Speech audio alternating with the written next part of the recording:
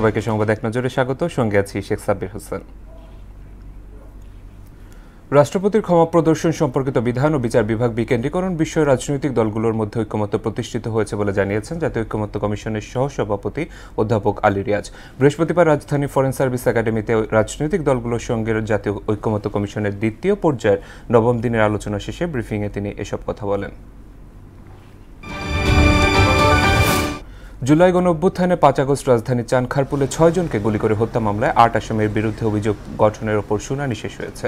এ বিষয়ে আদেশ হবে 14 জুলাই। বিচারপতি গোলাম মুর্তজা মজুমদারের নেতৃত্বাধীন আন্তর্জাতিক অপরাধ ট্রাইব্যুনাল 1 আজ অভিযোগ গঠনের ওপর আসামি পক্ষে শুনানি শেষে এই দিন ধার্য করেন।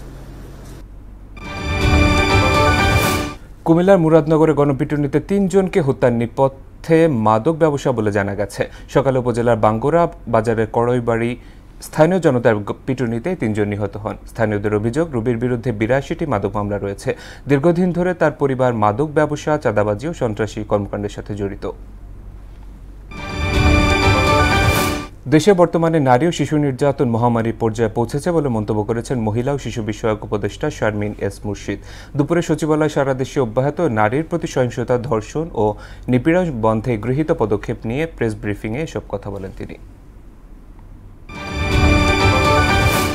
ইতালির নাগরিক তাবেলা সিজার হত্যা মামলায় তামজিদ আহমেদ ওরফে রুবেল, রাসেল চৌধুরী ও মিনহাজুল আরেফিন ওরফে ভাগ্নে রাসেলকে যাবজ্জীবন কারাদণ্ড দিয়েছেন আদালত। বৃহস্পতিবার ঢাকার তৃতীয় অতিরিক্ত মহানগর দায়রা জজ আদালত এই রায় দেন। রায়ে বিএনপি নেতা এম এ কাইয়ুম সহ 4 জনকে বেকসুর খালাস দেওয়া হয়েছে। ইন্দোনেশিয়ার বালি দ্বীপে 65 আরোহী নিয়ে একটি ফেরি ডুবে গেছে। এই ঘটনায় 4 জনের মরদেহ উদ্ধার করা হয়েছে। এখনও নিখোঁজ আছেন 38 জন।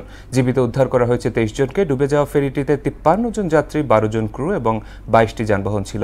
ফেরিটি জাভার কেটাপাং বন্দর থেকে বালির গিলিমানুক বন্দরের দিকে যাচ্ছিল।